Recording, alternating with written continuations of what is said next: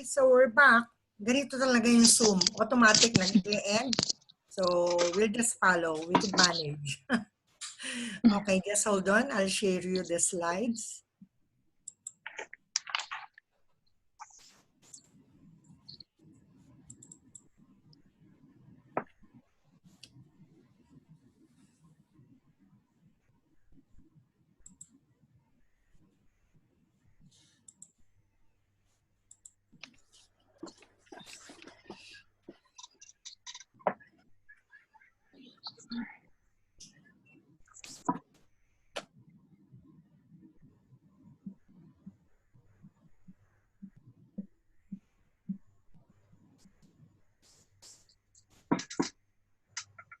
So, okay, so we are here Housekeeping requirements. in the housekeeping requirements. So the roles and responsibilities. We have done with the requirements. So now we are with the roles and responsibilities.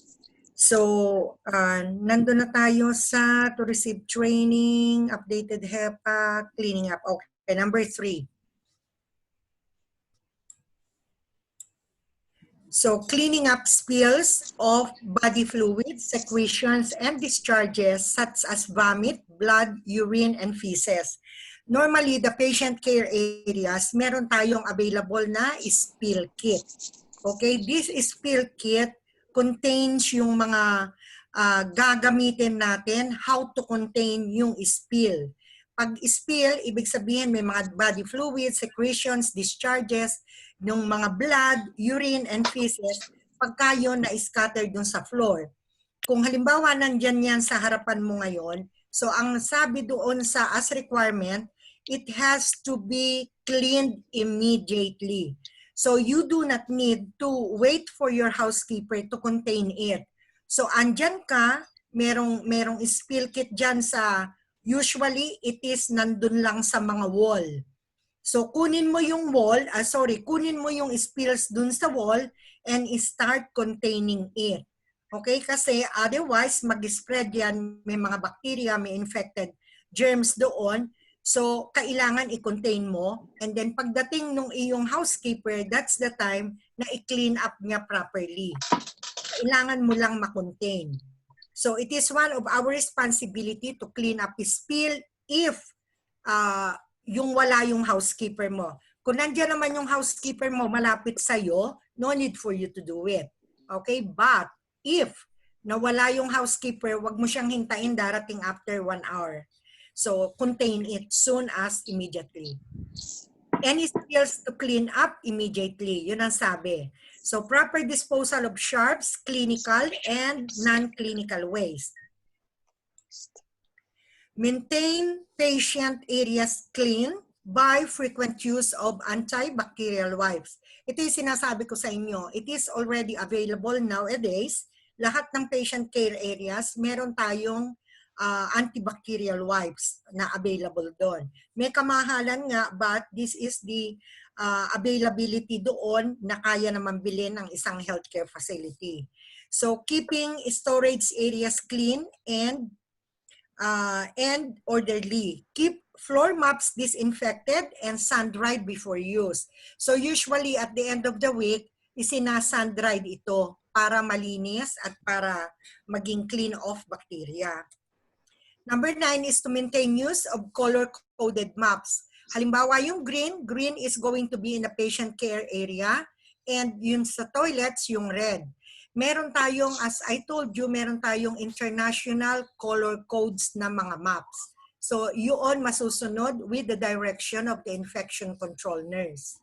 Proper waste segregation and disposal. Yun yung medical waste, yung mga sharps, yung yellow container, domestic, so alam natin yon. Safe storage and proper handling of disinfectants, cleaning materials, and solutions.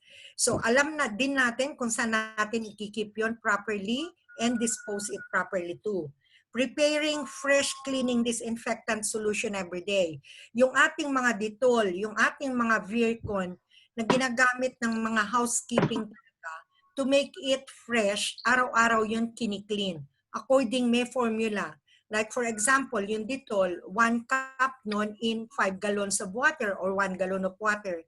So meron yun na alam natin. So once you follow the formula, nakaka-disinfect. Appropriate approved disinfectant cleaning solutions for housekeeping purposes must be used with SDS. Remember, SDS stands for Safety Data Sheet. It is readily or it must be readily available for you kasi kailangan mo to kung meron mang mangyari dun sa skin mo na spill dun sa skin, yung solution, you know how to treat it in a first aid manner. Meron siyang first aid measure. Kung ano dapat mong gawin, so yun ang susundin mo. Hindi basta-basta pag ikaw ay ng disinfectant yung chemicals, hinugasan mo lang ng tubig. No. You have to follow the protocol for first aid measure. So, I'm talking to you about yung spill kit. Okay? Yung spill control. What we do with this spill control, it is always available at the wall. Nandyan yan nakalagay sa wall in every patient care area. Standard spill kit is used in accidental spill of either blood and body fluids or leak of a chemical or liquid spill, particularly in patient care and clinical areas. Ito yung mga ginagamitan natin ng spill. So the basic principles of blood and body fluid substance spill management are: standard precautions apply, including use of PPE, yung ating personal protective equipment as applicable. Kailangan, paggamit nyo nito, hindi kinakamay. So merong gloves na content doon sa spill kit that you can use. Spill should be cleared up before the area is cleaned. Adding cleaning liquids to spills increases the size of the spill and should be avoided. Kaya anong sinabi ko sa inyo, pag may nakita kayong spill, i-contain nyo kaagad. Meron yung available cloth dun sa loob with your gloves. Suotin mo yung gloves mo and contain it immediately. Not to spread out kung ano man yung infection doon. So this is the biohazard spill kit. Meron tayong chemical spill kit, biohazard spill kit. So kung halimbawa, ang biohazard is for the medical, yung mga infected material, body fluids na infected. Chemical kit, meron tayong chemical spill kit, yung for cleaning of the chemicals. So itong biohazard spill kit, as you can see, ito yung content dun sa loob ng spill kit. So let's talk about the contents. So in large reusable plastic container, either ito ay reusable or a disposable one, yung bucket nito with fitted lid containing all of the below. Leak-proof bag and containers for disposal of waste material. So lahat ito yung gagamitin nyo na ilalagay nyo dun sa bucket once it is done at yun ang inyong i-dispose. Designated sturdy scraper and pan for spills. So yung meron kang pandakot. About the sachet of a granular formulation containing 10,000 per millimeter per measurement ito. Available chlorine or equivalent each sachet should contain sufficient granules to cover a 10 cm diameter spill. So yung 10 cm na yun, wag nyo nang palalakihin. Hanggang dun lang yung kailangan nung gagamitin yung Clorox. Actually, it is a Clorox in a powder form. So ilalagay nyo lang doon sa spill and you contain it, keep it in a plastic, and put it inside the bucket. Meron siyang disposable rubber gloves, as I said. Suitable yun, vinyl. So yung parang ating mga housekeeping na gloves, ganun siya, makakapal. So may plastic apron siya, may eye protection siya, may respiratory protection device, yung face mask. So complete kayo ng PPE once you use itong spill kit. May disposable damp cloth, single-use items na spill kit should be replaced after each use of the spill kit. And who is the responsible? It is the infection control nurse who is going to direct the housekeeper to change and replace it. So siya ang nakakaalam nito pag nalaman niya na meron kayong ginamit. So instantly, she has to replace it. With all spills management protocols, it is essential that the affected area is left clean and dry. Ito na yung role ng housekeeper nyo. Pagdating ng housekeeper, so that's the time na talagang i-clean niya properly pa. So disposal into waste storage room for waste contract collection.